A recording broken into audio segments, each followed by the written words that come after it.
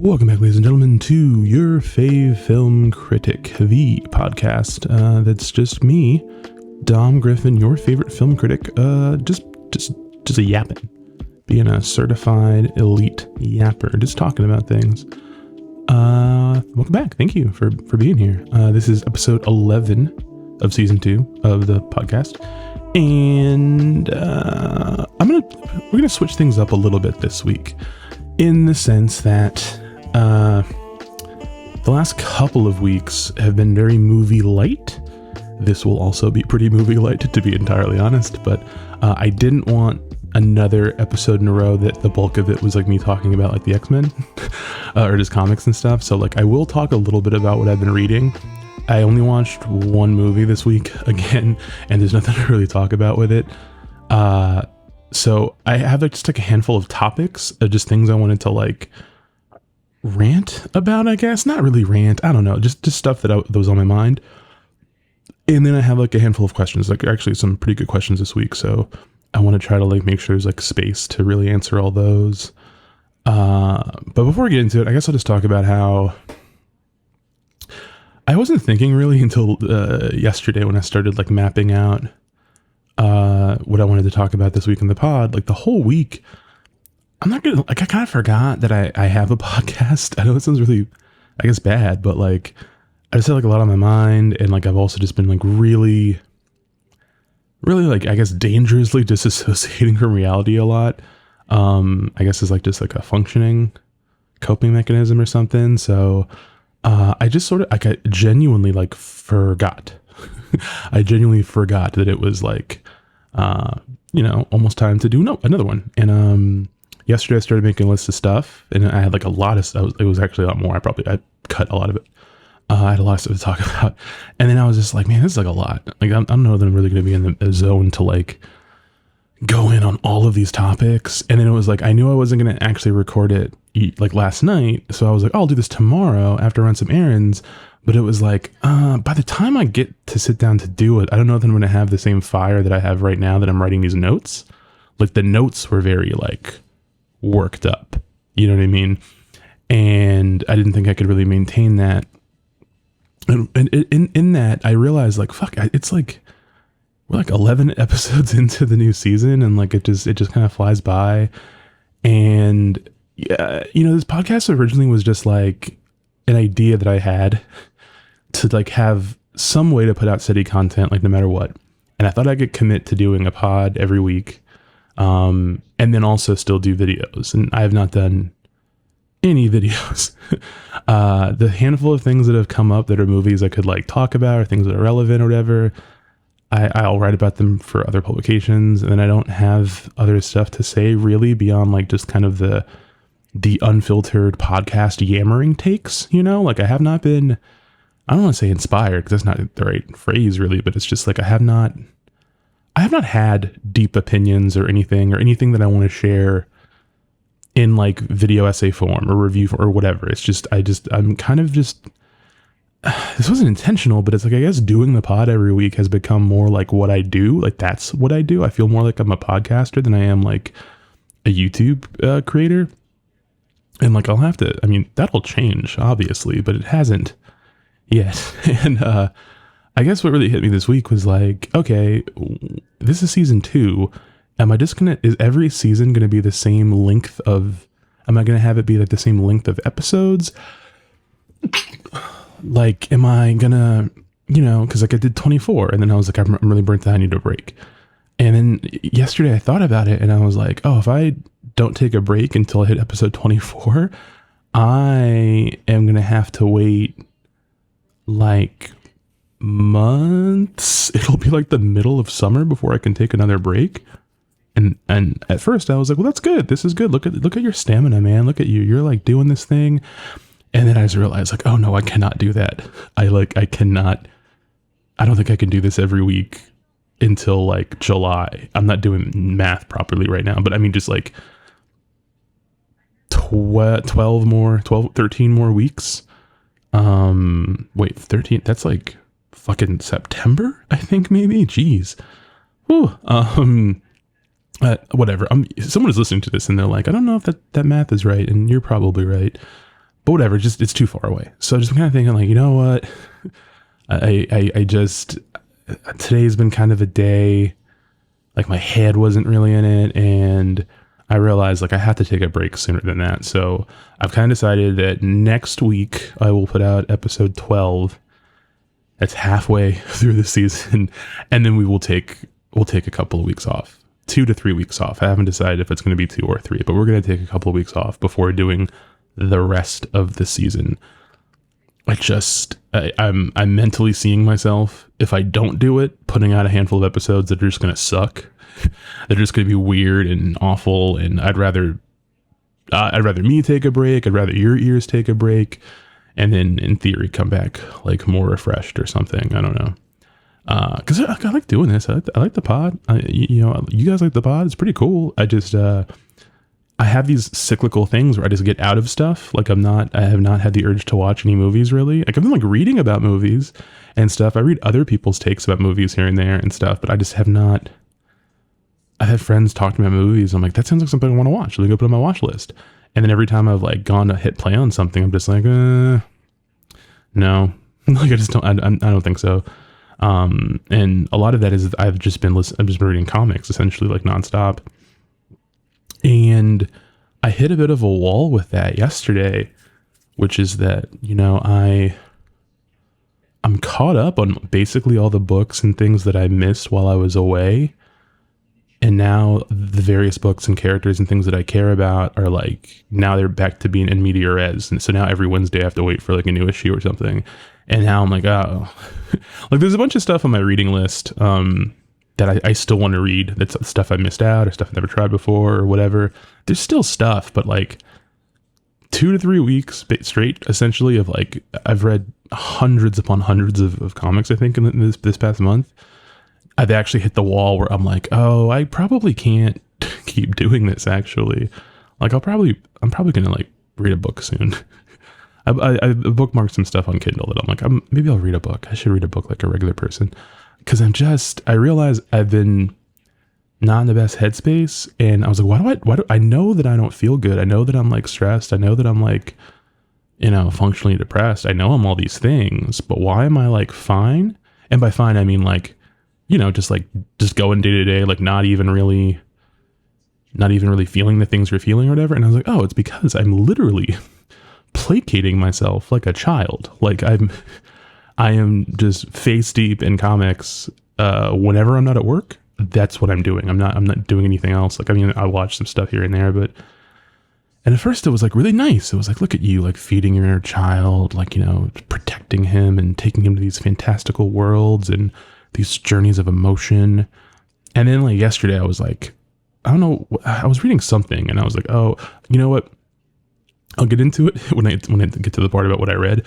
But like I read something that was like not strictly a superhero comic. Like I've read non-superhero comic stuff throughout the last few weeks, but I read something that was like actually relatively challenging emotionally or whatever. And afterwards it was like, oh yeah, I've been obsessing over like the X-Men and Batman and all these different things. And this was just like kind of a gut punch of a book that I'll talk about a little bit later. And it was like a wake up call of like, oh yeah, well, you can't do this every day. You cannot just like see what Superman's doing every day. Like you should probably like go outside. You should go see your friends. You should maybe, as a film critic, watch some fucking movies. So like that was just kind of like a big like, oh man. And like today I'm not gonna get into today, but today has been like fucking awful. But throughout today, as awful as it's been, I just keep having these moments of like, oh wow, I've been not feeling things for like close to a month, and now I'm feeling all of them at once. And I'm like, this sucks. This is not what this is dumb. You fucked up, bro. So yeah, I'm going to have to kind of like rejigger what I'm doing with I think, a couple of weeks ago, I was like, this is going to be so cool. It's going to be so much healthier for me, like not being on TikTok and all this dumb social media stuff. I'm just going to like read comics. And like at first it was great. Every time something was annoying me about the real world, I was just like, anyway, back to Gotham, and it was pretty cool. And then now I'm just like, oh fuck, like the real world's still here. Everything is still like bullshit. I'm still mad about the things I was mad about before. I feel kind of like a coward, you know, that I like wasn't really like attacking certain issues head on. So I'm just gonna like have to do that, I guess. Yeah, that's what's going on with me. So I have some stuff to talk about, like in terms of like what you guys want to hear, I guess. But it's gonna be very light on movies. Like I said, we'll talk about a little bit of what I read, and then we got a lot of wrestling stuff to talk about today, and then we're gonna talk a lot about Beyonce. It's about other stuff too, but we're spearheading it by talking about Beyonce. So that'll be fun. Maybe I'll have to take my hiatus sooner because someone from the Beehive will dox me, and then I'll have to like run away and stuff and like get like a fake passport. But yeah, and then we've got some I think are really good questions this week that I'm excited to get to. So yeah, we're just gonna like dig into it, and like we're kind of eschewing the normal like what I watch, what's in the news, like all that. Like, it's gonna be a little I'm just gonna go from like topic to topic. That's just how it all came to me in my head. Something, I don't know, maybe other people don't have this problem because most of my friends that podcast have co-hosts or guests or things. So it's like a team up thing that happens with them. And it's like, you have stuff you want to talk about and you're going to go link up with your co-host and they have stuff to add and you're going to bounce off each other and it's going to be like magic. I don't have anyone to bounce off of. So like, I will have parts of the week where I am recording the podcast in my head. I'm just thinking about what I'm going to say, and I'm actually talking in my head the way I sound on here. And then when I go to actually record, it's like I already did it. And then I'm like, oh, did I talk about that? I talked about that in my head. I didn't talk about that into the microphone. So yesterday I had a chunk where I did not have time to fully like go record, but I was just thinking and I wrote a bunch of stuff down and I told myself that, hey, before you record, organize these notes because you're not going to know what the fuck this all means. And then I thought, don't do it. Let's just see what happens. Let's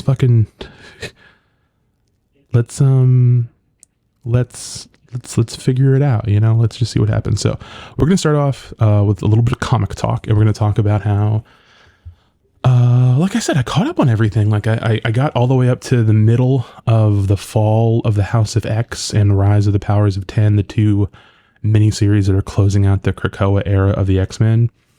And I'm in like episode 3 of each one. And I'm like, all right, okay, cool. Well, I got to wait now. I got to wait next week and the week after and stuff. So today, like right before I started recording, I was like, I just went back to the beginning of the Dawn of X part of the Krakoa era. And I was going to start reading through all of New Mutants. And then I was going to read, because I read all of like X-Force. I read like 50 fucking X-Force issues in like one sitting. But I want to read some of the New Mutant stuff and a few other like some of like the little short minis and stuff that I skipped over. But other than that, I went through, like I had several books that I really, really wanted to catch up on, and I've done that.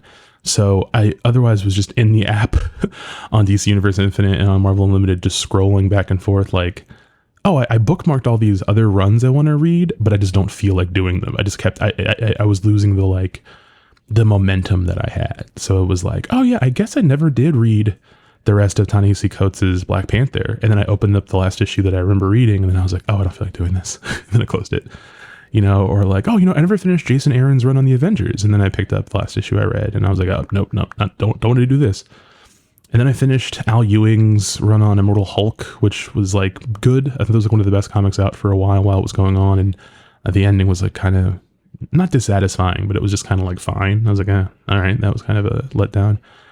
And then I read a little bit of Al Ewing has a book called Avengers Inc., which is like a miniseries that follows up from some stuff I guess he set up in like a Wasp miniseries. And Al Ewing is like one of the best writers in comics. But at Marvel, for whatever reason, I feel like he exclusively works on books that are like doomed to fail. It's books that like, you know, are going to be good. You know, people on Twitter are going to be like, this is the best book you're not reading. And then because no one's reading it, it's going to get canceled. And like sometimes I'll see a thing like, hey, Ewing has a new book. And then I read the pitch and I'm like, that's not going to go longer than 5 issues. Like that's not going to happen. And it's a bummer because he's so talented. Like you want him to be like doing one of the big flagship books. I mean, I know he's doing Thor. He's doing Immortal Thor now. And I was like, oh, I'll dig into that. It'll be like, you know, I've heard it's as good as his Hulk run. And I made it like 4 pages in, and I fucking hate the way the different letterers, a lot of them do this, How Letter is Letter, Asgardian dialogue in the Thor books, to make you think that, to make your mind feel like you're reading it in like that kind of cadence. I hate it. I hate the way it looks. It actually just made me mad at like 1 o'clock in the morning. I was like, oh, I'm not fucking reading this. Fuck Thor. I read a bunch of random stuff on the DC app. Like, they had like a book called, it was like a Superman title, but it was just a digital thing. It was like every 2 issues would be a different creative team. And I read this really killer 2-parter that David Lapham of Stray Bullets and Young Liars fame wrote and drew himself. And it was really out there and really crazy. And like, it was like a 2-issue Superman story. It was really, really, really nice. I don't remember the numbers or whatever, but if you just like search David Lapham on the DC Universe app, it'll come up as one of the things he worked on, which, because there's not a bunch of it. Most of his stuff is like Vertigo shit. And that was really nice. You know, it was like a bunch of little, I would read this, little one-off stuff. And then I got into a zone of like rereading things. I like yesterday, I ended up rereading all of Casanova. It's a Matt Fraction comic. Matt Fraction wrote it. And the 2 artists who alternate on arcs in the book are Gabriel Ba and Fabio Moon, who are brothers. I think they're twins. And I remember reading the book when it first came out, when it was like an Image book, and then like Fraction got big at Marvel and took it to Marvel's Creator Imprint Icon, and then that stopped, so we took it back to Image. And it's like 4 volumes, but the 4th volume's like not done. And I realized this has been happening. A lot of the creators that I like the most from like that sort of like 2010 through 2015 era of hotshot creators working on corporate comics, making big enough names for themselves, they could go to Image and do whatever they wanted, and then sell them for movie rights and stuff like that.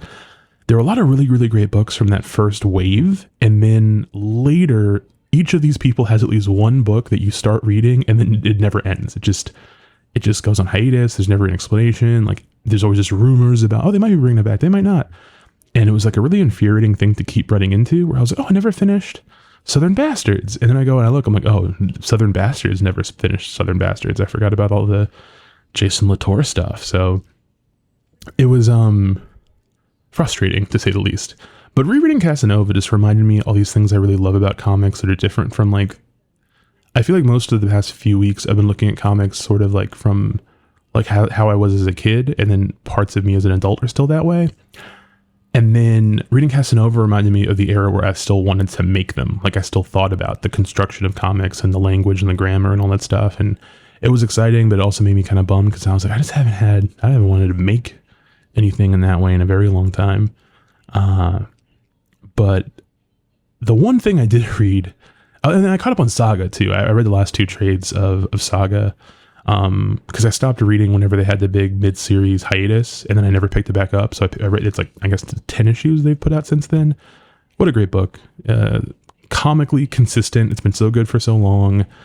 I'm excited to see how it ends up ending eventually and stuff. And I love that it's designed essentially to not be turned into a movie or a TV show. I just love that it's its own thing. But then I bookmarked a bunch of stuff to check out that I saw on some like end of the year lists, you know, from people who read more than just Cape Comics. Because I was like, I'm going to read some shit that's not connected to like Marvel or DC, you know. I miss that shit too. And the one thing I had time to read was Daniel Clowes had a book this past year called Monica, and it's really something. I was really, really impressed by it. I always liked Clowes. I mean, I don't think I've read anything new of his since like, what's the last thing? He had a book that I remember buying and being really into, but it was like years ago. I'm just Googling it now. Ice Haven. How long ago was Ice Haven? Holy shit, Ice Haven. Oh my God, the book is 20 years old. What the fuck? Oh my God. Daniel, I know he's done stuff since then. There's no way that's the last thing of his I read. Oh my God. Ice Haven is 20 years old. What the fuck? I'm sorry, guys. That just really like threw me. I shouldn't have Googled this. I didn't need to know this. Fuck. Okay, he has other shit. Fuck. Anyway, oh my God. I'm so sorry. Fuck. That's like 2000. Jesus. That's like 20, so long ago. Anyway, I read Monica, his new book, and it's really good. It's sort of like this long form story that's broken up into like shorter stories with their own kind of like unique styles. And they homage like sort of different things in like comics history, but it's about this woman, Monica, and it's essentially like her upbringing and then her search to find her mother who like abandoned her when she was young.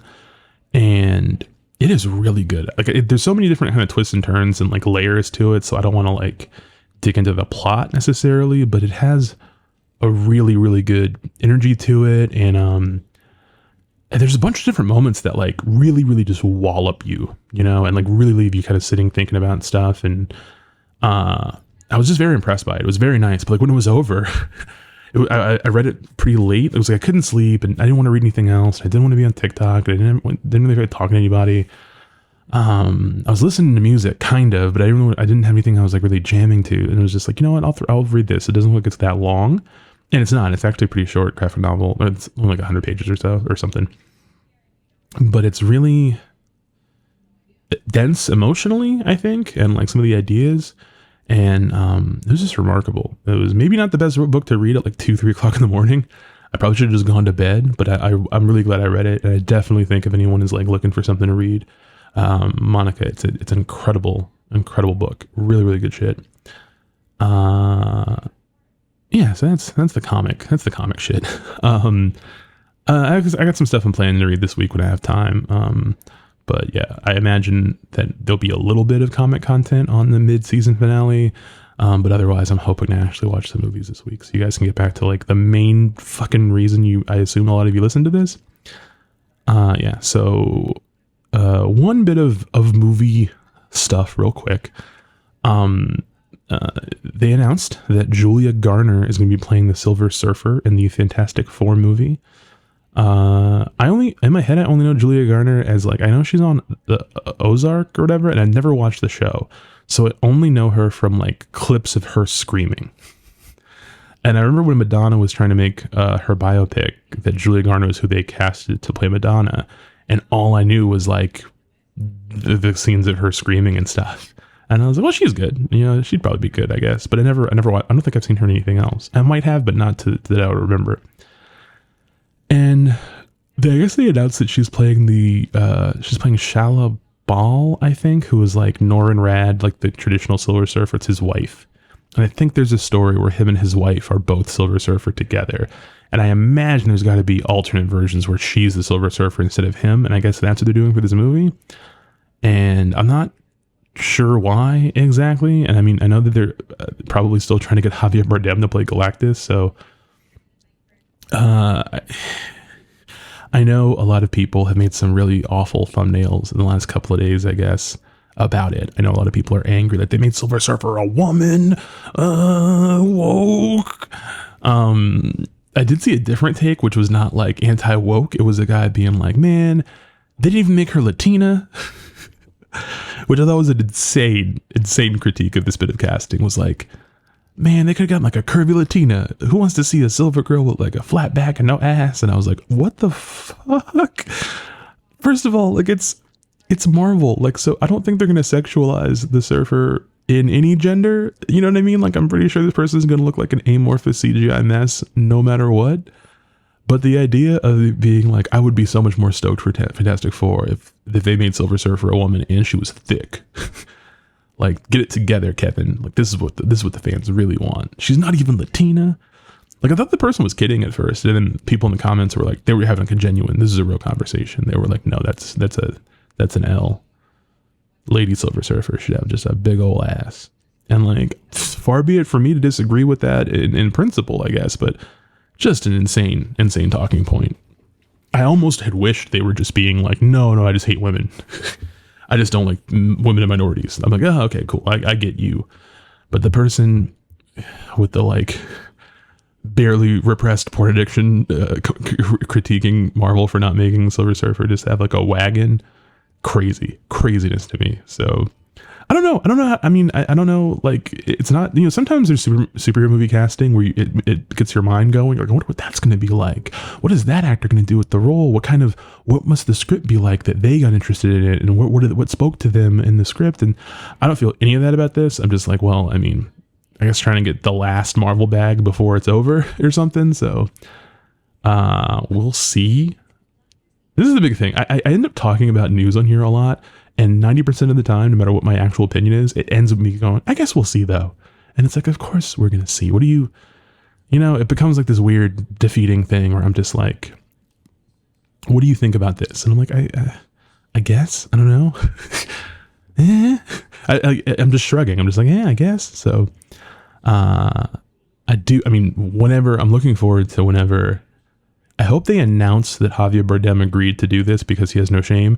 And I hope they announce it before the Dune memes wear off. Cause I think we'll just see a bunch of funny, like Galactus memes. And people being like, oh, it should have been Timmy. Like they should have had Timothy Chalamet. I almost called him Timmy Charmander. Timothy Chalamet should have been a Silver Surfer. And like that would also be funny just for Javier Bardem to be like, this is my herald.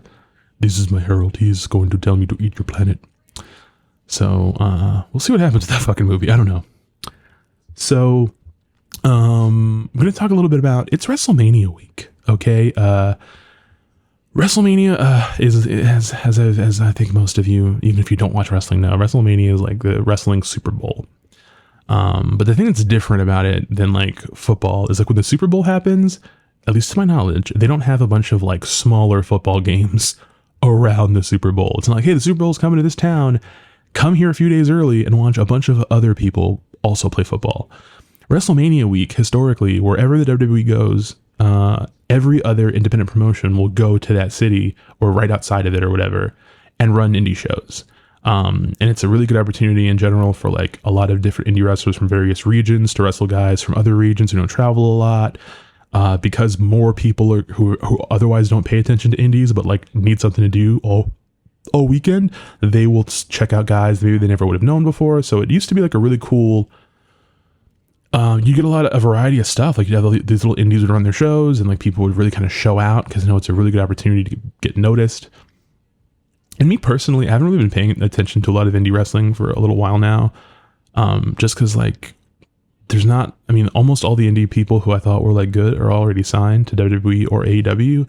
And some of the newer guys, like I'm not crazy about, or I haven't given enough chance to win me over. So like normally, or last WrestleMania weekend, I just like waited till it was over and saw someone make a list of what matches were good to check out, and then went and check them out. But I'm going to be home anyway, so I actually might try to check out some of these shows. I got back too late to watch Josh Barnett's Bloodsport, which is a semi-annual event where a bunch of wrestlers come and do sort of like a sort of more MMA style wrestling with no ropes and stuff. I feel like every year Bloodsport has like one really good match and like one really terrible match and then a bunch of stuff I don't remember. So I do kind of want to go back and catch that. And there's some other stuff throughout the weekend. But the big thing about WrestleMania weekend obviously is WrestleMania itself. And for the last few years, WrestleMania has been a 2-night event. So there's Saturday night and then Sunday night. And it's a big WrestleMania. WWE's hotter than it's been in a very long time. There's a lot of intrigue, a lot of excitement. And I'm excited for WrestleMania. Like I love wrestling. But I'm like sort of burnt out about everything in the world. So like last week when I was like doing my schedule, being like, you know what, I think I'm going to take the whole weekend off so I can watch WrestleMania in peace. And I was really amped. And then yesterday I just started seeing people posting pictures from Philly and like people posting up and doing different stuff. And hey, so-and-so's flying into town. And then I just kind of got deflated to kind of be like, I'm going to be like home. I'm just going to be like in bed essentially watching wrestling. And that's kind of different than like if I was going, I'd never even had much interest in going to a WrestleMania in my life. And then I went to WrestleMania a couple of years ago with friends, and it was a really, really great experience. I think it would have been a great experience if we hadn't gone to WrestleMania. I just loved being around those guys and I miss them.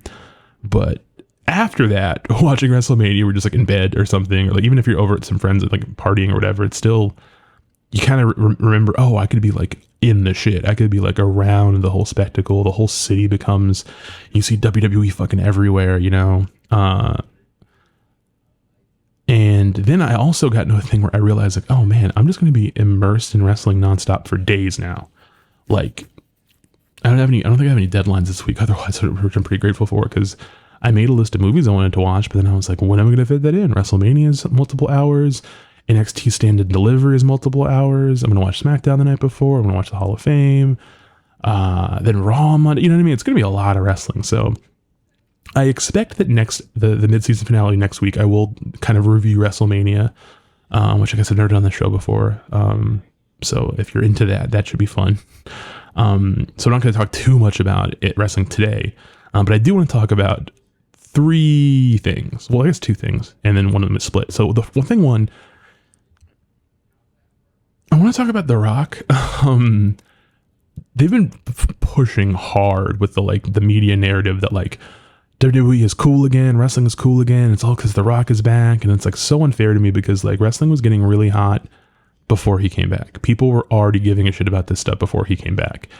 His involvement is helpful. I'm not gonna pretend like it's not, but I feel like he's getting an inordinate amount of the credit, which I don't like. And the part of it that bothers me the most, which I touched on a little bit last week, is that people are like, when this is gonna be a theme, I guess, because we'll talk about this in other topics later, but like online discourse and people, there's so much about the way engagement works on the internet that like so many people become so inauthentic, and I don't even know if they realize they're doing it all the time, which is unfair. But like, I feel like objectively, most of The Rock's return run has been like not good. There are good elements of it, but most of it, and especially his performances and stuff, to me have been like not good. And he had that really great angle last week where he made Cody Rhodes bloody, and people ever since have been talking about every little thing he does. Like, see, that's why he's The Rock. That's why he's one of the best. And I'm just like, why are we fucking lying? Like, why are we lying? This man is just, he's so, if this is the sort of thing where like the story they were telling was multi-layered and it was about the fact that The Rock was a bad guy who still wanted your approval, who still wanted you to think he was cool, which is sort of like why Roman Reigns is a compelling heel, because like he's a heel, but you can tell that so much of his evilness comes from a place of insecurity and from the hurt he felt when he was a babyface and he wasn't universally beloved. You know what I mean? Like that's those are layers. That's interesting. The Rock showing up and just being like, I'm a bad guy now, and everyone being like, he's having a great time being a bad guy. And it's like, there have been 2 cool moments in the last 2 months, and the rest of it has just been him dressing funny, him yelling at people, him cursing. That's all there is to it.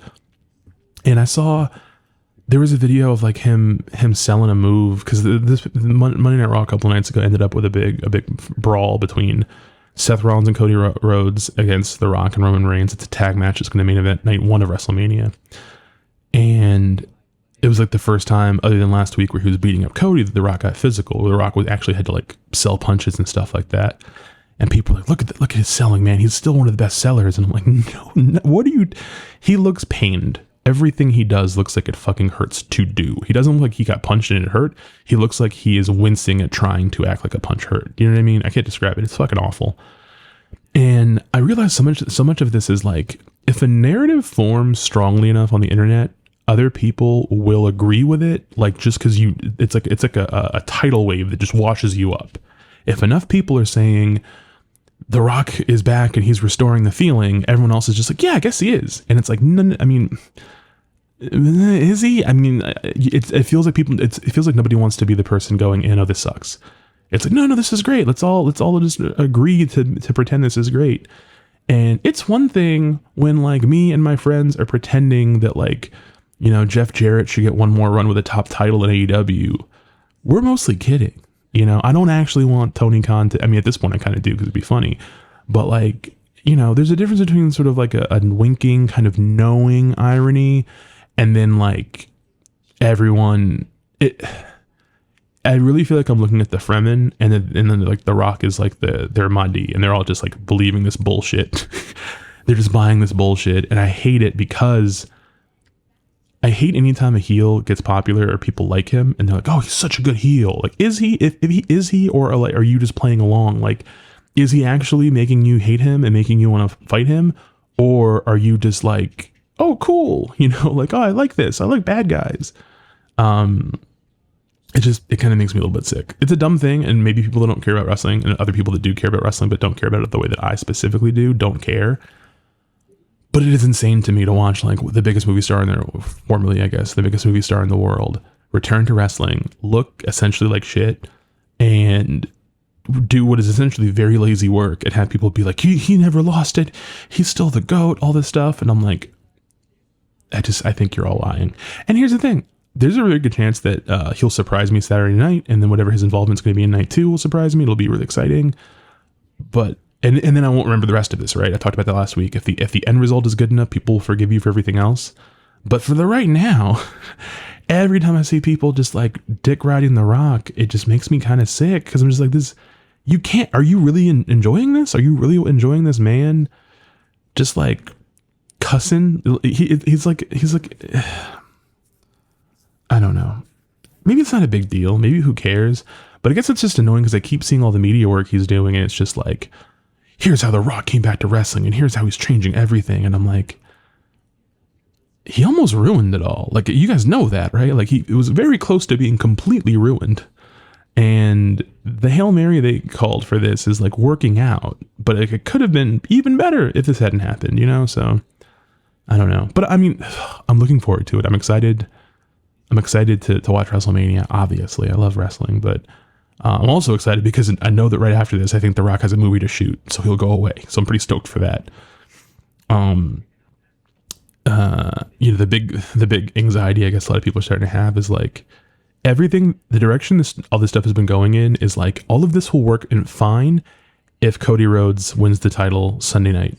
That's it. Like, no matter what else happens, if it ends with that, everything's going to be fine. And then there's a part of you that's like, but what if he doesn't? What if they try to stretch this out another fucking year? And no exaggeration, I don't know that I'll be able to defend any kind of booking that happens that does that. I truly think if the weekend does not end with Cody Rhodes decisively beating Roman Reigns, ending his title reign, becoming the undisputed Universal Champion, all that shit, if it doesn't happen, if they go some other direction with it, I think I might just stop watching for a while. And I think I don't know necessarily that it'll like stop their hot streak or kill business or something, but I think it actually could be really bad if they don't do it. And I think they're going to do it. I mean, whatever, but like, I thought they were going to do it last year, so I don't know. We will see. We will see. But okay, so the other thing that I wanted to get into is that I didn't feel like watching wrestling this week, but my favorite thing in wrestling, which is a little bit embarrassing, is I really like listening to wrestlers talk about wrestling. I like listening to like shoot interviews and stuff, because to me it's almost like director's commentary. Like, you're watching a movie and David Fincher is just like, hey, we did that in one take, motherfucker. And I'm like, yeah, talk your shit. That's my favorite thing. So CM Punk did his first live interview since leaving AEW and coming to WWE with Ariel Helwani on the MMA Hour, and it's like a 2-hour interview, and I've watched it 3 times, and it is so good. It is so juicy. There's a lot of like mess. It's very messy, but more importantly, it is very vindicating to listen to CM Punk, a wrestler I've had some ups and downs with, just talking on like live television, YouTube, whatever, and echoing things I have been saying for like a while about AEW as a product, and also just things about the modern wrestling fandom that I've been saying. And it felt really good to be like, okay, I'm not crazy. I mean, some people still think I'm crazy, but like, you know, he was asked, I mean, the headlines are all about he talked about a lot of the controversies. I have an episode of the pod from last season called CM Punk and Love, and I talk about Punk almost the entire episode. So like, if you want to get into more context, that episode kind of gives you more context. But he actually spoke his part about the controversy that got him fired from AEW, like getting physical with Jack Perry, his issues with backstage and all the different like stuff that had gone down. And it was really good to hear him like specifically saying this stuff, like this narrative that some of us had already like read online, but to hear him like from his mouth. And the messy part of me liked a lot of the really funny sound bites, like him saying he was trying to be professional, and it's not like he punched anybody or anything. He just choked someone a little, which is hilarious to me. I mean, like in the context, you're like, I know what you mean, but that sounds crazy. And the chief thing he talks about is just that, like, you know, there's a real divide in the wrestling industry right now, and it's between people who think that it's a business about making money and people who don't. And I do believe that that wrestling is an art. I do think there's an art to it, and it's a beautiful thing. There can be expression and storytelling and all that. But ultimately, the goal is to get people to see it. The art of wrestling is to do things to through the fictional application of violence to create a desire to see the next piece of violence. Like that is professional wrestling, is you stage fictional fights and then you end them in a way where people want to see the next fictional fight. It's that's the ball game, right? And a lot of guys have just gotten away from that. And a lot of wrestling is just, to a lot of people, more about just like the spectacle of like doing cool moves and stuff like that.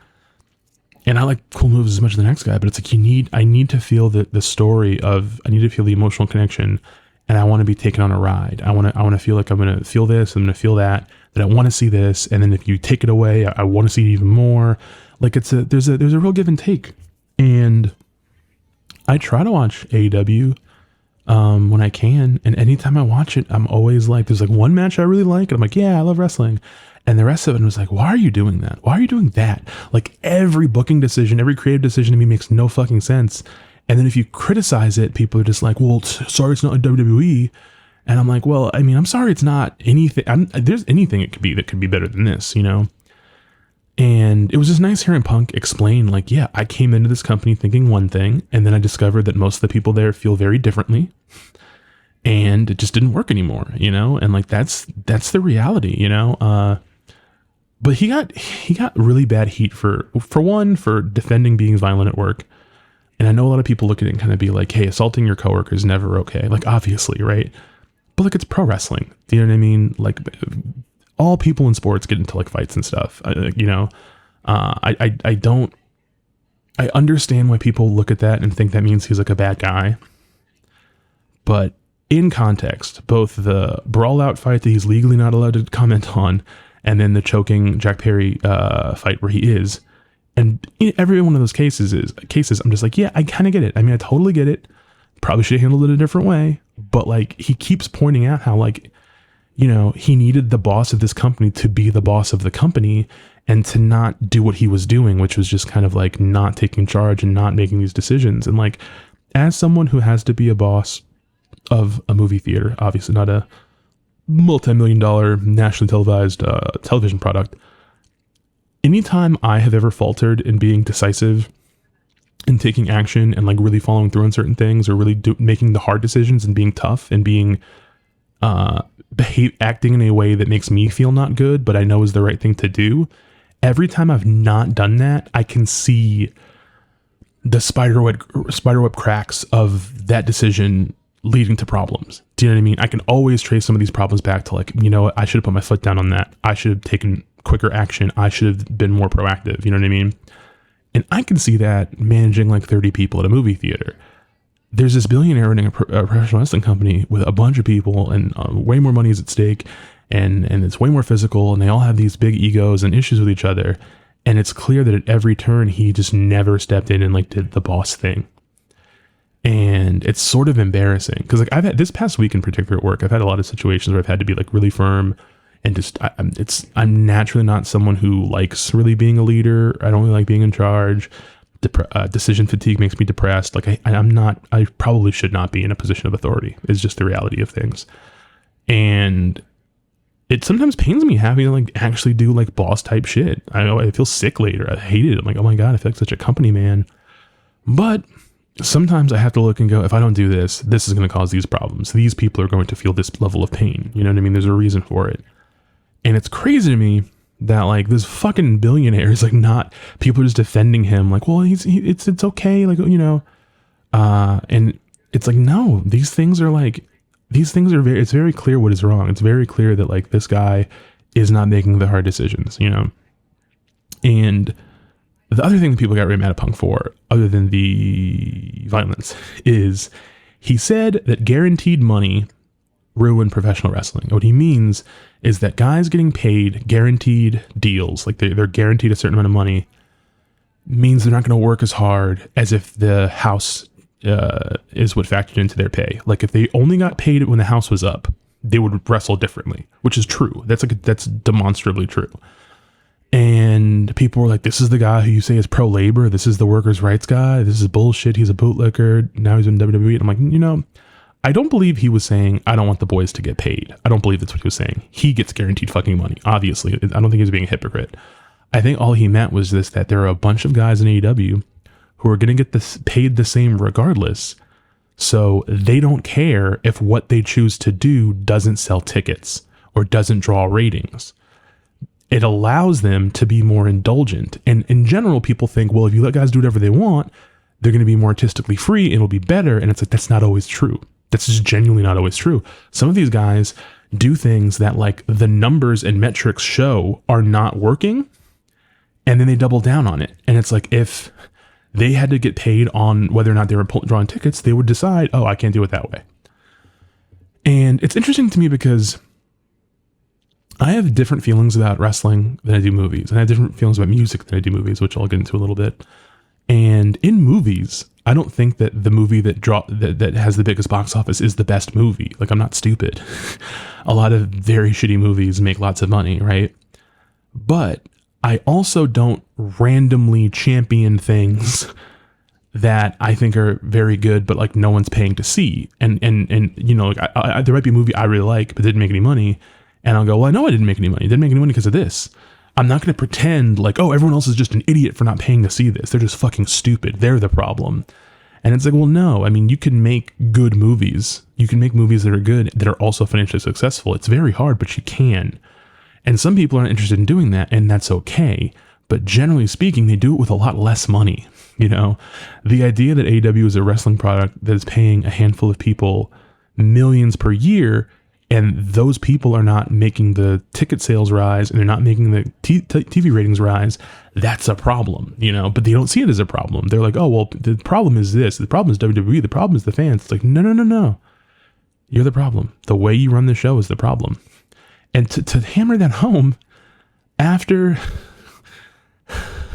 this Punk interview, Dynamite happened last night, and they opened the show with Adam Copeland, cutting this big promo about, you know, how AEW is a great company and they make people happy and, you know, don't let anybody, you know, just all this like rah bullshit.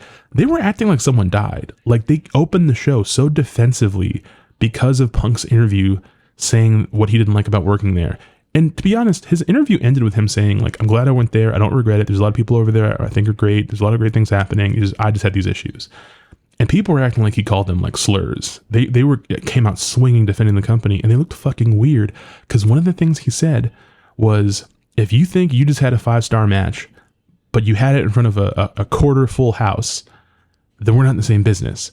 And here you have Adam Copeland, who has main evented WrestleManias before, wrestling in front of 3,000 people in like a 12,000 seat venue, just yelling about how this place is great. And it's like, well, just how about you just show us? What if instead of opening with this promo, you just put on a good show, and then no one would even be thinking about Punk? They would be like, no, yeah, the show's great. Fuck that guy.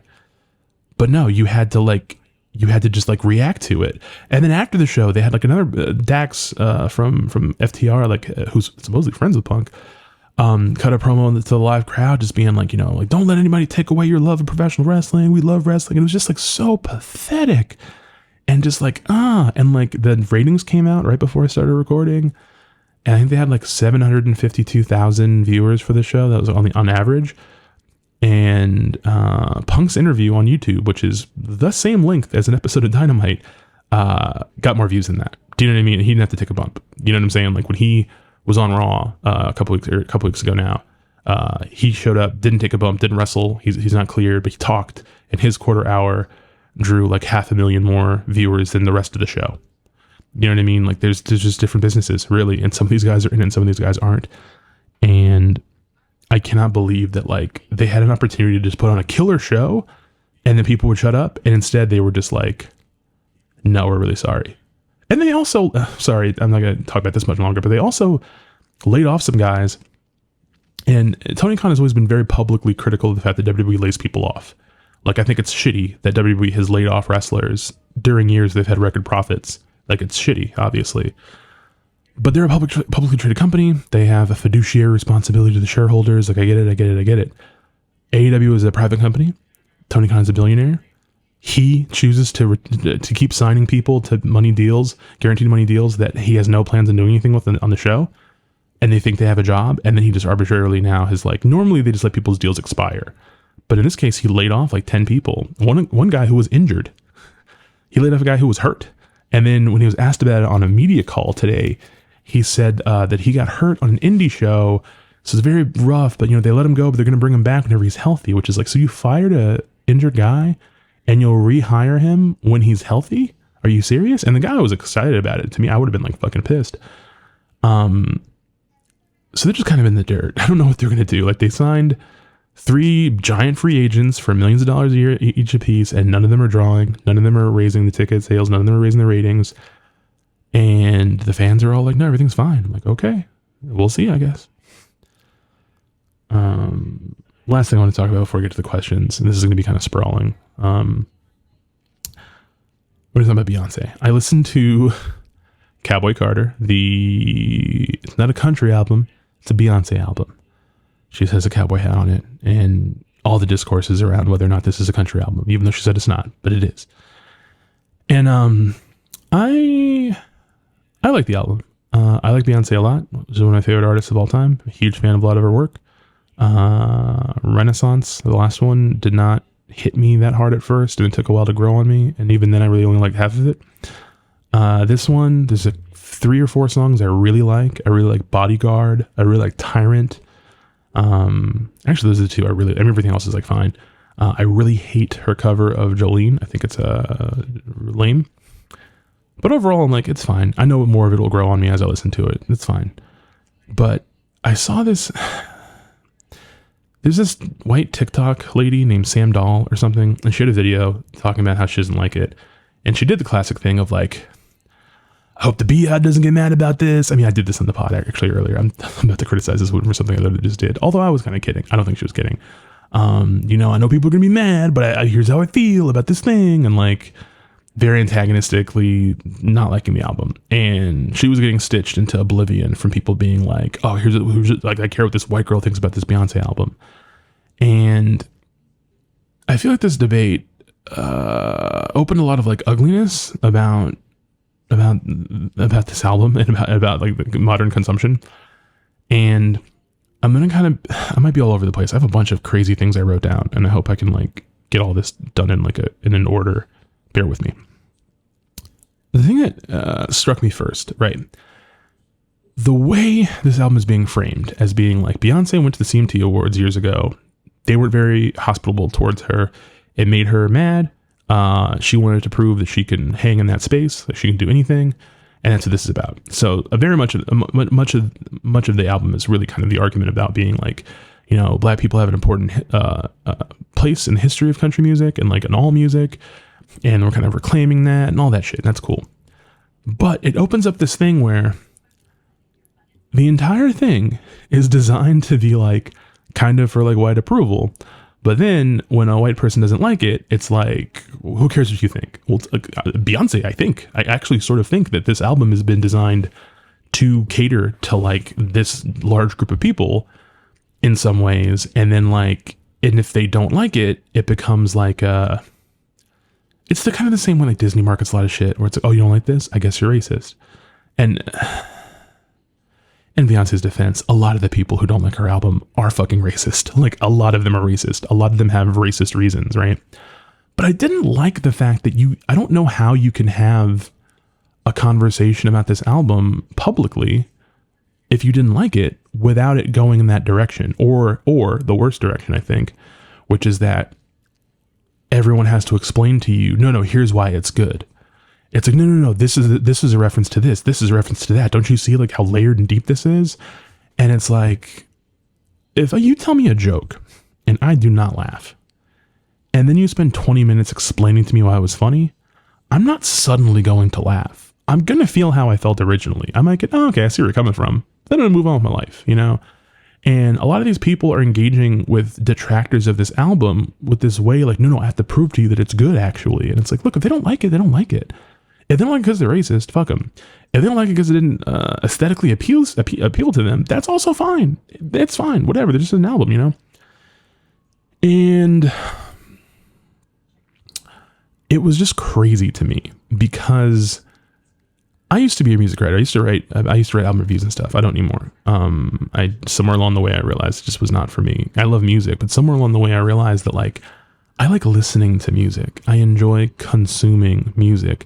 I sometimes enjoy picking apart music, but not like academically or not really like for consumption. It's just sort of like I pick it apart with my friends. I don't really want to be writing album reviews. I'm not that interested in doing that. But there is this thing where it is one thing to pick something apart and analyze it, because that's like your job, like you're a critic, you do that, versus everyone who listens to music now is expected to do that. And if a big artist puts out a giant body of work and you don't like it, if you don't spend weeks with it first, you're not allowed to not like it. You can be like, oh, this isn't for me. And people are like, well, you just didn't give it a chance. It's only been out for 3 days. And it's like, okay, well, I listened to it once and I did not like it. What the fuck? You know, if I listen to an artist I've never heard of before, someone's like, check out this person, and I listen to it and I don't like it, I will just keep moving. But certain artists of certain levels of stature, it's expected that you need to invest in their work. You need to give it more time. They put a lot of work into this. They're a monolith. You need to be a part of this. And it kind of just annoys the shit out of me, because I will see in the realm of movies, let's say, if someone says, oh, you didn't like that movie, you didn't get it, you need to watch it again, you need to get deep enough, people will vilify that person for being pretentious, right? But I can with a mathematical certainty tell you there is someone right now on the internet who did not like a movie and then told people that they need to see the movie more and do more research, tells them to go fuck themselves, and then will go do that to someone about the Beyonce album. Like they will, you know what I'm saying? Like people, there's a way to fiercely defend your faves now that is giving other people homework. It's like whatever your natural visceral reaction to the work was, that's not valid because you haven't done enough research. And I just don't know where like that became like people listen to music to enjoy it generally, I think, you know. And if you don't enjoy listening to something, it's not something where it's like, no, you have to, there's something deeper at play here. Like maybe, but maybe I don't fucking want to do that. Maybe I'm on the train. Maybe I'm on the fucking treadmill. You know what I mean? Like maybe I'm driving somewhere. Like, I don't need to fucking unpack any themes. I don't need to fucking go to Wikipedia for anything. I don't need to read any explainers. Okay. I don't like this song. End of story. And it was just interesting to me that people were criticizing that mindset of being like, see, this is what's wrong with culture now. People just want to be consumers. They want to think about what they watched and stuff. And like, I sort of feel that way about film and television and stuff, and like media literacy in general. Like I feel that way about stories. But at the same time, with music, I'm just like, I don't know that I feel like anybody needs to do any homework about music. I think if you did a really good job, they would just get it. Do you know what I mean? I feel like if it spoke to people, they would themselves be compelled to go do more, you know? Like if I listen to an album and it really speaks to me, I will go find out why. I want to know more stuff. But if I listen to it and I go, I'm done. That's over. I don't have to listen to this more. I can just go do other things. I don't have to like dig into, I've only seen, if I can remember, I'll link it in the description below, but I can only see in the show notes, I've only seen one negative review of Cowboy Carter that was like unassailable, basically. It was very different. It was at Vulture, you know, some months ago. Angelica Bastian had written a negative review about Beyonce's Renaissance movie and got eaten to shreds. But here, I think Craig Jenkins, amazing music writer, one of the best, reviewed the album, and he did the work. He goes into all of the subtext and the layers and the homages and the samples and the references. And then he still came to a conclusion that was like, well, I still have issues with the album. And I thought it was really, really well done, really well written. But I remember thinking like, I feel like he came to similar conclusions to other people did without doing any of the research. That like maybe the underlying visceral reaction is a real one and you don't have to go show your work. And I don't like that the conversation around this album is such that like, if you love it, you don't have to show your work. It's just Beyonce's great and it's amazing. If you don't like it though, no, prove it.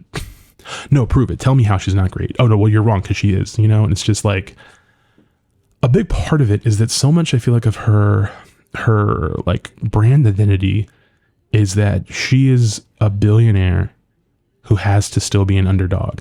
Like, she's great. She's this amazing, towering figure, and you need to respect her greatness. But also, if you don't, you need to sympathize with her because it's very hard. And I think a lot of people don't like listening to the idea that the same way that people criticize Taylor Swift, where it's like, oh, well, Taylor is a huge, rich star, but she gets so much more respect if she was a man. That's not that different to me than the argument around Beyonce being like, well, you know, she would be treated differently if she was a white woman or if she was a white man. And like, those things are true. I'm not saying that like I'm not trying to invalidate the concept of misogynoir or sexism or any of these things, but it's always weird to me that people mostly feel those things around billionaires. That it's like the people that need this shielding the most in a lot of people's minds are billionaires, like Taylor, Beyonce, Nicki Minaj, or what have you. And it's just crazy. It's so crazy to me that people are like comfortably, you know, telling people they need to like, well, you need to see it differently and you need to do this. And it's like, maybe they don't, maybe it's okay. Maybe nothing is wrong. I understand the argument that people being blind consumers is unhealthy for culture, but I also think every person talking like they're Robert Christgau is also bad. Like, that's also bad because not everybody has that level of knowledge or ability to communicate and stuff. So that everybody doesn't have to have, you know, my friend Aubrey Sitterson, comic book writer extraordinaire, former host of the YouTube series Straight Shoot.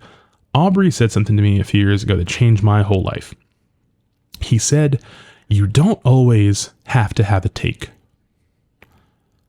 I think that's huge. It's also maybe partially why I don't create quite as much content as I used to. But it's like, if you don't have an opinion, you don't have to force one. You don't have to have a take on every little thing. Culture is going to send so much stuff your way. It's okay to just, you know, dodge it or ignore it or let it fall to the ground. Like, you do not have to engage and have a take. You don't have to be able to be relevant in the modern conversation.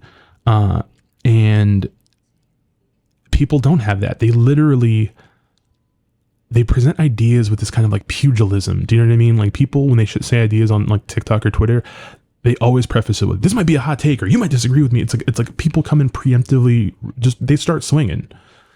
If I see one more person start a conversation with like, I know how y'all like to tussle, but here's my opinion. Like, just share your opinion. It's okay. You don't have to form it or phrase it in the context of a fight. We don't have to argue. We can just talk. We can just communicate. We can just share our perspectives and learn things from one another. And I'm not perfect. I know for a fact on this channel and in various things, I have succumbed to these base urges too, and I'm not proud of them. But I wish we could all be more mindful and aware of the way we talk about stuff. And I think there's this sort of like danger to me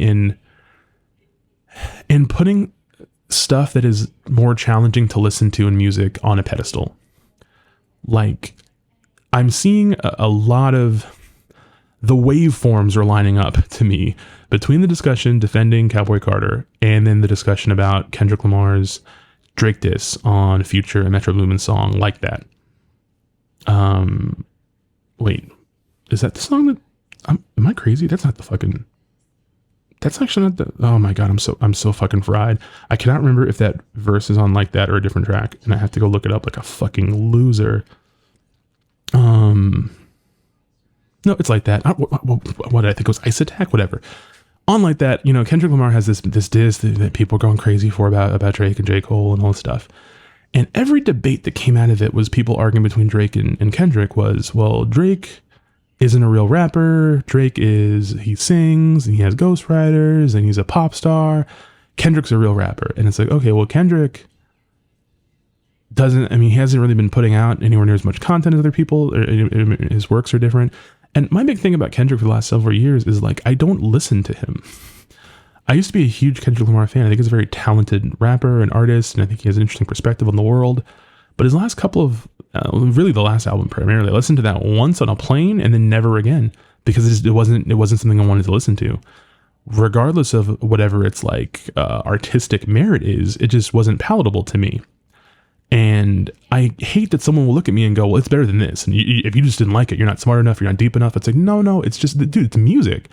And I'm sorry if I listen to something else that's more fun or whatever, but like it's music. I want to enjoy myself while I'm listening to this. Why would I elect to feel these feelings if I don't want to? And I think it's very different than movies, because obviously I like watching movies that are challenging and I like watching difficult stuff, but sometimes I don't. With music, I almost never do. I used to, like I said, I used to write about music. So I did listen to stuff that I didn't want to, or explore things and try to expand my horizons and open my third eye. But now I don't fucking care about any of that. I'm pushing 40. I want to listen to what I enjoy.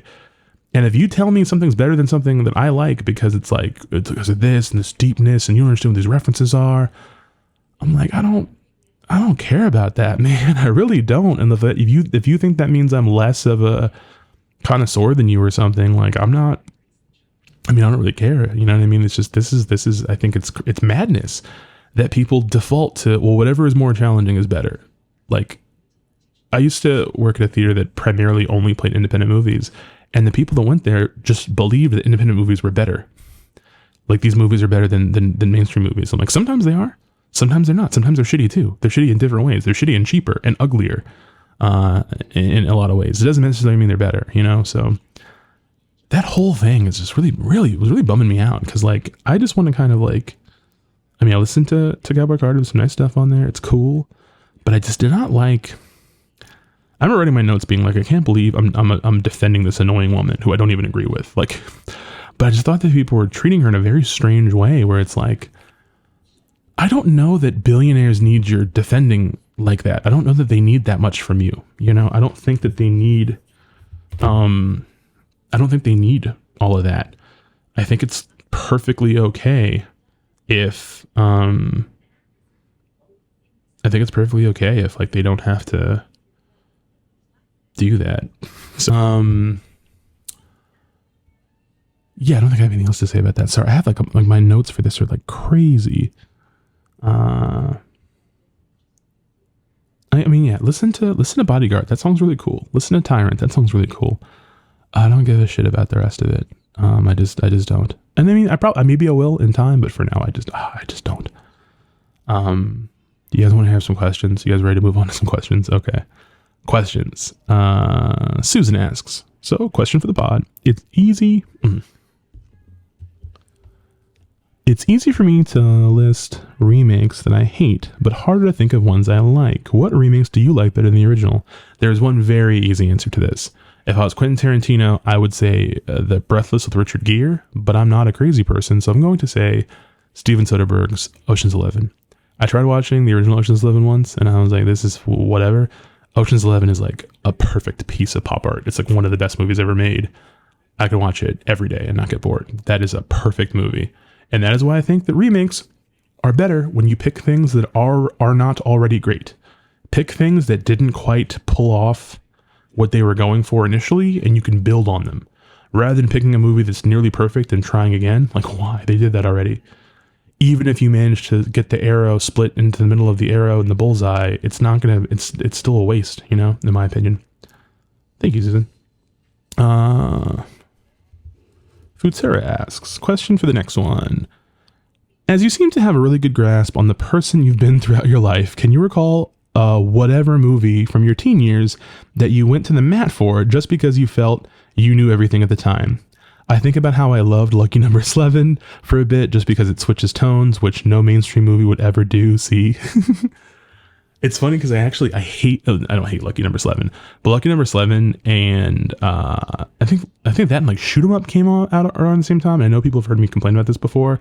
Those are two movies that I would like more if they didn't have the sudden tone shift.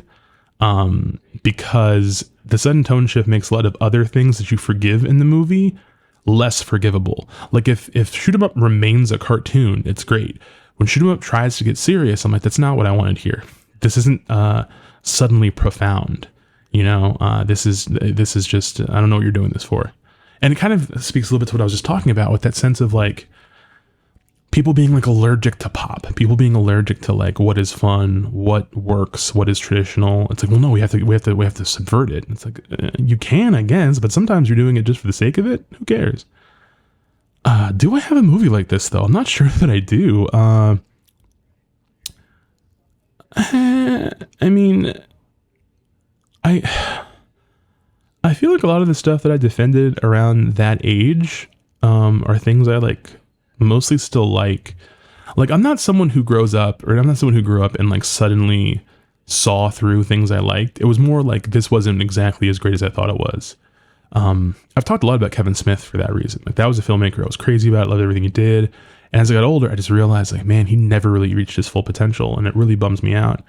Because I remember Andrew Saris having that thing where he called Kevin Smith the next Scorsese, and really liking Dogma and being like, well, yeah, but I mean, obviously that was wrong. Obviously I just not seen enough stuff. But no, I very rarely do I look back and think like that was whatever. Most stuff that I liked, or that I liked enough to defend, usually it was something that I probably still feel well about, but thank you. That's a good one. Tony asks, it's a couple of questions. What movie or movies most convincingly or creatively portrayed addiction in any form? I've never had a drug problem, so I can't really say much about any of like the drug movies, or the gambling movies. I guess, I mean, I don't have a sex addiction, but I guess Shame does a pretty good job of the Steve McQueen film of showing sex addiction. But for me, I have to talk about, I'm a recovering alcoholic, so I'm going to talk about Ben Affleck in the film The Way Back. I remember watching that movie, and like, Affleck obviously also a recovering alcoholic. It's a kind of a big part of why I feel like, kind of this kinship with him, I guess. But there's a scene in that movie, and I've talked about it in like several videos, but I'm going to bring it up again anyway. There's a scene where Ben Affleck's character is drinking alone. And he has like a big case of like 12-ounce cans of beer. I don't know what kind of beer it is. And he keeps putting them in the freezer. Like he'll take one out of the freezer and put one in, and then he'll drink it. And then when he's done, he'll go to put another one in the freezer, and the other one is now cold enough to drink. And that was the first time every movie I've seen about alcoholism has always been like a guy drinking like a liquor from the bottle and like pissing and vomiting and stuff. Every version of alcoholism that I ever saw was always like real wino in the alley type shit. But a guy essentially talking to himself while quickly working through a case of beer, and like the efficiency with the process of keeping them cool and how you drink them and all that stuff. I thought that was like really, that really hit home. I remember being like, oh shit, that's me. That's literally how I drink. And I think part of it for me was always like, my problem with drinking was that I never felt like I was doing was that bad. Like, if someone asked me how much did you drink and how often, and I told them, they'd be like, oh yeah, that's bad. But on a regular basis, like I never hit like some scary rock bottom. I never did anything like really, really bad. I thought I functioned pretty well, and that was the part that scared me, was like, oh, I can just do this all the time. And like, it hasn't actually really ruined my life. It almost certainly will at some point. It has to, because I don't know how to, I have a hard time accepting moderation. But that, I drink that way. That's that specific way. And, I remember it freaked me out when I first saw it, because I was like, that's a little too real. And then I'm like, I wonder if that's how Ben drank. I wonder if Ben's a freezer assembly line rotation drinker, Really good movie. And then the other question Tony had was, do you think the MCU could have more directly addressed Tony Stark's alcohol addiction, or is it a storyline better left to the comics? Is this interesting to me in the sense that, like I just said, like alcoholism, I'm not a guy who loves Demon in a Bottle like that. I think I read it in like high school, and I guess I read it before I had a drinking problem. But I remember people were like obsessive about like, they've got to do the Demon in a Bottle stuff. They've got to do it. And I remember thinking, well, yeah, Downey is a recovering alcoholic, addict, other stuff too. He'd probably do a good job. They could really do this. And I think that like parts of 2 and parts of 3 deal with that in a less literal way, but I'm not so sure I would have wanted like a real here. I don't think the MCU is the right thing for that. Cause think about this. Think about Ronin in Avengers Endgame, like Jeremy Renner just like murdering people and cutting their heads off. And then 10 minutes later is like just joking around like everything's cool. I don't know that I could have taken a movie that would have had one really powerful scene of Downey Jr.'s Tony Stark dealing with alcoholism, and the next scene being like, Jarvis, come here. You know, like I would probably blow my brains out. So no, maybe we dodged a bullet. Thank you though. And then I've got a couple of big questions for my friend Kyle, and I didn't read them before. I just copied them over to here. So like I'm actually going to be reacting to these live. Kyle says, what are some movies you enjoy that either push or eschew the boundaries of conventional filmmaking or presentation? Taking it a step further, have you found any films that decidedly did not work for you for being too avant-garde, or that you really enjoyed for being so? Do you have any demarcations you personally abide by to differentiate or qualify between movies, film, and capital A art? Would you log a piece of video art you saw in a museum on Letterboxd if it was on there?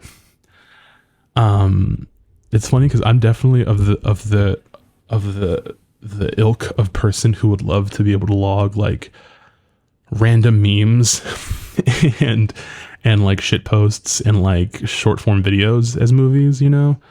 I would love to log into Letterboxd the video where someone cuts Javier Bardem and Josh Brolin's characters in No Country for Old Men talking to each other using like drag speak and stuff.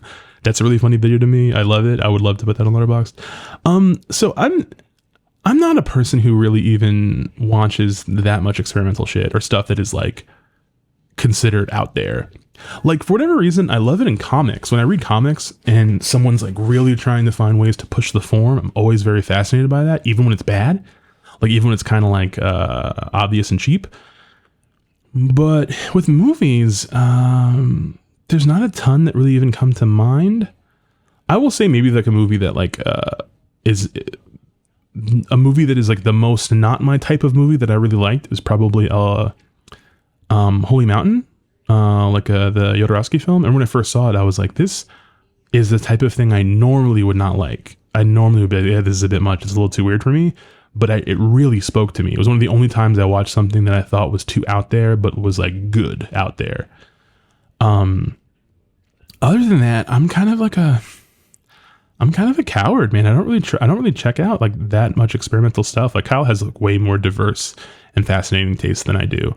And I'm a little bit jealous of that, but I mean, it's my own thing. It's like I said, like, I think as I get older, I'm losing the hunger to challenge myself with what I watch and read and listen to.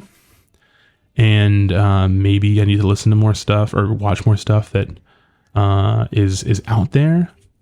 But I think all movies are art. I don't believe that Transformers is not art or something. I think that all movies are art. But I do think that sometimes it boils down to just like intent. Like if everyone involved clearly was actually just trying to make a buck, that's a little bit different than if someone had the intent to tell a specific kind of story or say something visually or whatever. But then again, there are times where someone did not have the intent, you know, and it feels like art to me, you know, so that's kind of why to me all movies are art. Like I'm never I don't like to quibble. I as I get older, I don't like the differentiation between the two, you know what I mean? Next question from Kyle still. Another question for the next episode. We've seen sprawling and unwieldy multi-platform tapestries being woven by Marvel and comparatively shorter franchises or contain singular outings, not necessarily worried about massive universe building from DC. Given your recent dive back into comics, what do you think is the best way to translate the comic book medium to film? Is there a way to capture the long-form narratives and crossovers of comics more effectively than what's currently being done in the industry? Pros and cons of each approach that each studio is taking. I'm actually Kyle edited an addendum that's like, this is not worth reading on the pod, but no, I'm gonna read it on the pod anyway. Kyle said, I'm not a comic guy, but hearing you talk about them recently has highlighted some issues that I thought Marvel Studios et al. Maybe brought on themselves, but are seemingly inherent to the nature of comics as a whole. Concurrent use of characters, long-running arcs, reboots, diverging paths, cross-pollination, etc. It's a lot to manage. At previous times, I dabbled with the idea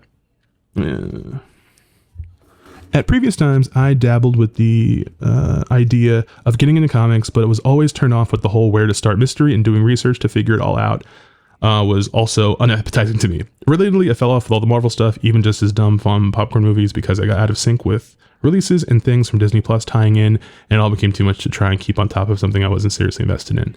All right, this is a great question, Kyle. I'm so glad you asked it. Because a lot of... It's really funny to me that the MCU model really does just take what makes how Marvel Comics work and just translate it to the big screen. And they didn't even try to like fix it. Like that model doesn't work very well. The comics industry has been a shithole for a long time now. And the big issue is like the best comics. It's like the things that are connections are cool and additive, but they are not essential. Like a really good comic to me, I don't remember if this was Chuck Dixon that said this, or it might have been, I think it was Chuck Dixon. In one of his, like, I don't know, it was Wizard Magazine had a thing of like 10 rules for how to write a good comic book. And one of the things he said was that every comic book is someone's first comic book. And that no matter what, even if you're writing Batman number 748, that could be the first time someone ever sees Batman. So you should always be writing kind of in layers. You should be writing to the person that knows the full story, writing to the person who only knows some of the story, and writing to a person who's completely new. And pro wrestling, when it's good, kind of works that way too, where it's like, hey, if you know the history of these guys, that means one thing, but if you just got here, you should be able to pick it up. You should be able to figure out who's fighting who. And one of the things that Marvel's movies are seriously missing, to me, is the editor's note. I don't think there's a way to do this without it being too cheesy for most normies. But when you read comics and there's some bit that you need to know, having the little box that pops up that's like, oh, this happened in X-Men number 4 or whatever from the editor. I know there's not really a realistic way to add that to the MCU, but it would go a long way, I think, to me. Because I like the fact that comics as a medium can be meta without it breaking everything. You know, everything doesn't have to be Deadpool turning to the camera and talking. But comics, you know, like they are aware, you know what I mean? They do a really good job of massaging in like critique into the stories themselves. Do you know what I mean? Like, there's a thing, I think I talked about it last week, and if I didn't, or if I did, I apologize for repeating myself, but I was reading X-Force recently, and like they have this big thing happen in the story where Beast, one of the original X-Men, just becomes like a grotesque monster. He's essentially a war criminal. He's doing all these really terrible things in the name of defending the island. And other X-Men stories for years have always had that as like a bug, which is that because Beast is so smart, and because sometimes stories get written into corners where Beast has to do something to get the story out of the corner, but what he's doing is like morally bereft, and then like they don't capitalize on that. It'll be like, hey, Beast did this thing that was kind of fucked up. Are we going to deal with that? And it's like, no, we're going to keep moving. And then fans will look at that stuff and go, hey, this person was an asshole. But the story doesn't really deal with it. And modern comics, very much like if a character has a reputation for being a certain way and it's never dealt with, they'll just make that a part of the character. So like they essentially make it that like, no, Beast is like kind of destined to go off the rails this way because of the way his intelligence and his insecurities and his different things all dovetail together. In comics, you can do that. I don't think there's really a Marvel movie where like they just address a critique of the movies in the movies in a way that isn't like awkward or isn't weird. So I think that Marvel has done the simplest approach to replicating this stuff, but I don't think they're not built for like the weird parts of it. They're not built for retconning stuff and like people looking different or people dying and getting replaced by versions of them from the future. Every time they've done stuff like that, it doesn't feel quite right. And I mean, obviously you could always just not have those things happen in your stories, but they're going to happen. Like things are going to happen. People are going to have to get recast or what have you. You're going to do weird shit. I kind of liked the fact that DC's approach was like, this all takes place in the same universe, but we're not going to force anyone necessarily to play ball, because from a style standpoint, the thing I love about comics is that every artist that DC employs does not draw the same. So it's okay that there is a Batman book that could be very like edgy and like different and kind of like jagged and like these very harsh lines and these dark colors. And then you have a Superman book that's like very bright and very classical in its aesthetic and stuff. And those two people can interact, and it's not weird because you just know, hey, this book on its own has this feel, and this book has this feel, and then whenever they meet in the middle, it's somewhere in the middle. I hated that all of these movies don't really allow for that. There's not a real big differentiation in style, and I wish that there was more of a variation where you could have a character in one movie be really like, let's say, serious or stern or something, and then have the actor actually play the part differently in a different movie, because with those characters in that tone and that setting, he would be presented differently. Because in the comics, it's like that. Sometimes the funny writer gets to do something with a serious character that the serious writer doesn't.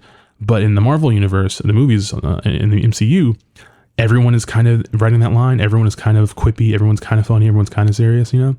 And it doesn't allow for that coolness of like, oh, this person is doing something different with this. I think it would be so cool in these movies if someone that had a relatively small part in one movie was in another movie and they actually got to go in a real different direction. I can't think of a time of that happening in these movies. I mean, this kind of brings me to like, I don't know what they're going to do with the DC stuff, because I feel like Gunn is probably going to replicate a lot of what worked with the MCU, but he is also going to be stretching itself further and faster than the MCU did. And I don't know if that's going to work either. You know, I think that, to me, the best way to do the shared universe stuff is for there to be kind of room for like plausible deniability. Like you don't, there's room to not fit. It's okay if something doesn't quite fit or something doesn't quite line up, because each of the books should be from whatever that character is perspective. So they don't have to all line up perfectly cleanly, like main events do, right? Certain specific plot points should. But I think it's okay if one book treats an arc one way and another book does it a completely different way. They're completely different books. And I would like to see if they continue doing this, if the shared universe doesn't die in the next 2 years. I would like to see internal consistency within the movies more than I would them all feeling like they're the same thing. Because I'm okay with these movies take place in the same universe, but they are not exactly the same thing. Even like Law and Order is like one big universe, but like each Law and Order series does have its own vibe. Even though they look the same and the acting is all the same, they still have, I can, maybe this is a dickhead thing to say, but I think they have more variation between Law and Order SVU, original Law and Order, and Law and Order Criminal Intent than any of the Marvel movies do. I think that even though they look the same, they're the same done, the same music, a lot of the same actors, it's still, they have their own internal thing.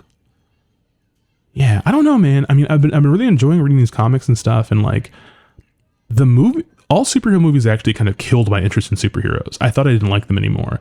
And then I read superhero comics again. I was, oh, I forgot. This is fun. I like these. I just don't need them to be in movies, and I don't need. And it's the same feeling I get about comic book movies. You get in comics. Sometimes you get sick of all the interactions. You get sick of the crossovers. You don't want to read that shit. You want to go read something self-contained. Like that, I think, is why Matt Reeves' The Batman is going to be like superhero recession-proof, because it's self-contained. Even if there's spin-offs directly with that, it doesn't have to interact with The Flash, you know? So, yeah. Thanks for the good questions this week, guys. I appreciate it. I think that's it for this week. Episode went a little bit longer than I actually anticipated. But yeah, so thank you all again for listening. If you like this and you're on YouTube, give it a like, the little thumbs up button. If you love it, you can subscribe to the channel. And if you hit the little bell icon, you'll get notifications whenever I put out new content. And if you're listening to this on whatever podcast platform of your choice, thank you for doing the listening version of it. And, you know, share it with your friends, give it a rating, subscribe, all that, follow, whatever, all that stuff. Yeah, one more episode till we take a little bit of a break, and I'm looking forward to the next episode, and the break, and all of you lovely people. If you have any questions, obviously I've got them all over the place. If you have questions for next episode, put them in the comments below. If you want to talk about anything, do it in the comments below. You can email me at armchairauteur@gmail.com, or hit me up on Twitter or Instagram or whatever. Love you guys. We'll talk soon.